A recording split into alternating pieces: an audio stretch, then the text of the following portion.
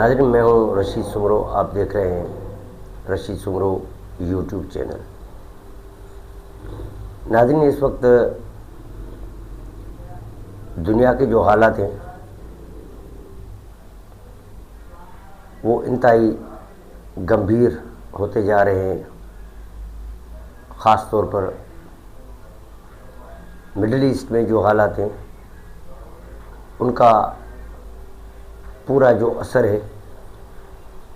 وہ پوری دنیا کے اوپر پڑ رہا ہے. ایران امریکہ میں ایک بار پھر جنگ ہو رہی ہے. اس جنگ کی وجہ سے جو پہلے پیٹرولیم کی مصنوعات تھی جن کی قیمتیں عالمی مارکیٹ میں کم ہوتی جا رہی تھیں وہ ایک بار پھر بڑھنا شروع ہو گئی. آبنائے ہرمز جس کے اوپر ایران تو اپنی دعویٰ کرتا ہی ہے، لیکن اس کے ساتھ ساتھ عمان جو ہے اس کی بھی سرحد لگتی ہے. یہ ایک چھوٹا سا علاقہ ہے جس کا ایک حصہ جو ہے وہ ایران کے پاس ہے اور جو دوسرا حصہ ہے وہ عمان کے پاس ہے. مسئلہ یہ ہے، امریکہ یہ چاہتا ہے کہ یہ جو آبنائے ہرمز ہے جہاں سے ان کے جو جہاز گزرتے ہیں، دنیا کے جہاز جو گزرتے ہیں، ان کے اوپر مکمل ان کا کنٹرول ہو، جبکہ ایران نہیں چاہتا کہ ان کے اوپر کوئی ان کا کنٹرول ہو. ایک تھیوری یہ بھی آئی تھی کہ آبنائے ہرمز کے ساتھ جو عمان کا علاقہ ہے، سمندری علاقہ ہے، وہاں سے جہازوں کو گزارا جائے. لیکن عمان جانے والے جو جہاز ہیں ان کو بھی جو ہے آبنائے ہرمز جو ہے وہاں سے ہی گزرنا پڑتا ہے. جب ایک طرف ایران میں شہید علی خامنہئی صاحب کی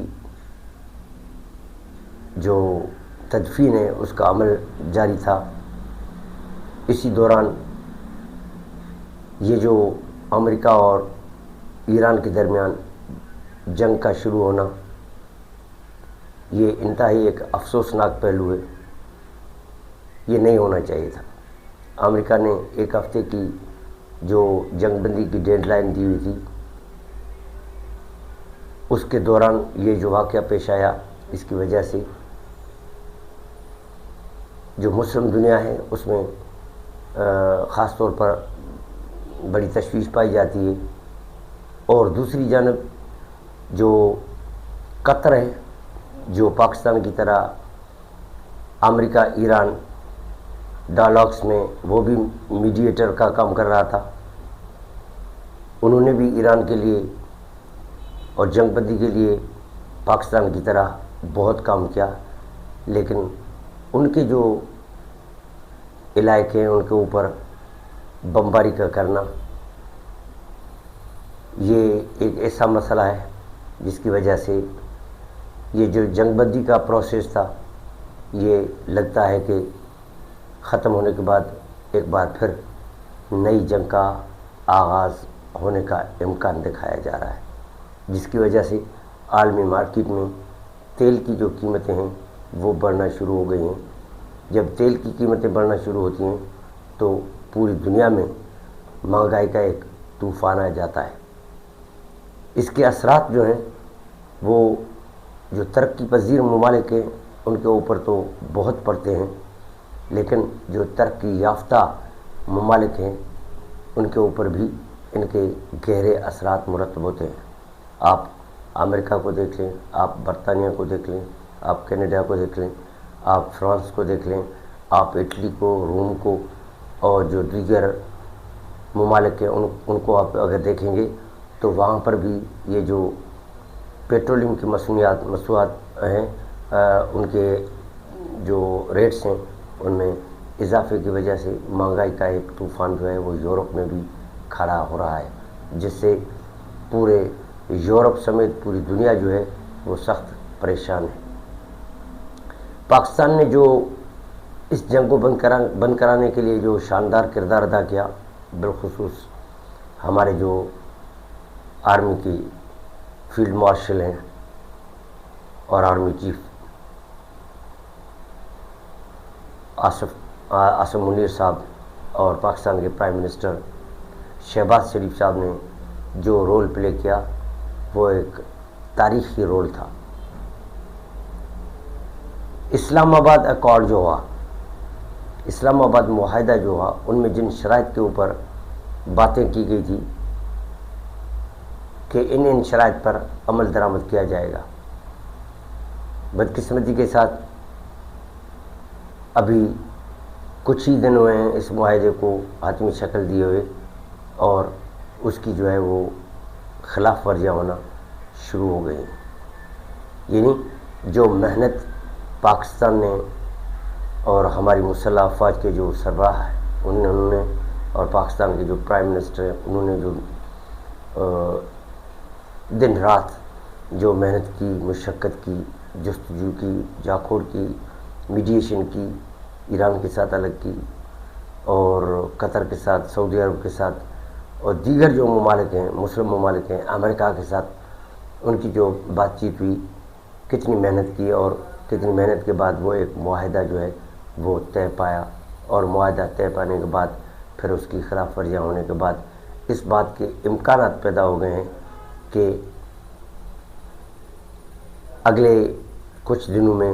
اگر کوئی معاہدہ ہوتا ہے تو اس کی بھی گارنٹی نہیں ہوگی کہ یہ پائیدار ہو سکتا ہے یا نہیں ہو سکتا۔ تو سوچنے کی بات یہ ہے کہ اس وقت دنیا میں جس طرح سے تیزی سے تبدیلیاں آ رہی ہیں، اور خاص طور پر جو امریکن پریزیڈنٹ ڈونلڈ ٹرمپ، جب یہ معاہدے ہوتے ہیں، جب یہ باتیں ہوتی ہیں، تو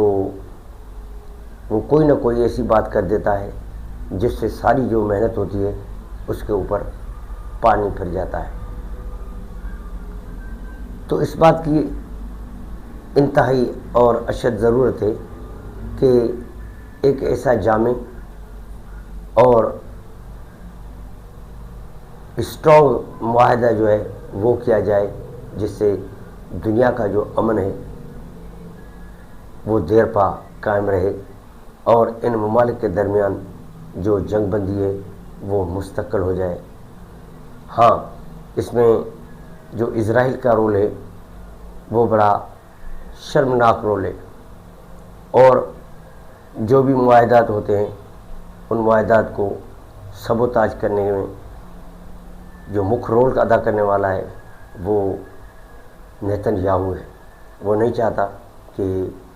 کوئی ایسا معاہدہ ہو جس سے ایران کی پروٹیکشن ہو، کیونکہ وہ گریٹر اسرائیل کے لیے لبنان، یمن، تل ابیب، فلسطین اور جو خطے کے دیگر چھوٹے بڑے ملک ہیں ان کے اوپر قبضہ کر کے وہ وہاں پر ایک گریٹر اسرائیل کا منصوبہ اس کو عملی جامہ پہنانا چاہتا ہے۔ لیکن شاید اس وقت جو دنیا کے حالات ہیں ان حالات کو مد نظر رکھتے ہوئے یہ کہا جا سکتا ہے کہ اسرائیل کا یہ جو منصوبہ ہے یہ خاک میں مل چکا ہے۔ اگر اسرائیل کوئی جارحیت کرتا ہے تو ایران تو اس کا مقابلہ ویسے ہی کرے گا، لیکن پوری دنیا جو ہے وہ اس بات کو ایکسیپٹ نہیں کرے گی۔ تو اس لیے ضرورت اس بات کی ہے کہ پاکستان ایک مرتبہ پھر اپنا جو ہے وہ کردار ادا کرے، اور ایسا مستقل اور مضبوط اس کا حل ہے اس کو جو ہے نا پائیدار امن کے لیے پائے تکمیل تک پہنچایا جائے، جس سے دنیا کا امن اور دنیا تیسری جو عالمی جنگ ہے اس سے محفوظ رہے، اور کروڑوں انسانوں کی جو زندگیاں ہیں وہ محفوظ بن جائیں۔ آج کے لیے اتنا کافی۔ اپنے میزبان رشید عمرو کو اجازت دینا۔ اللہ حافظ۔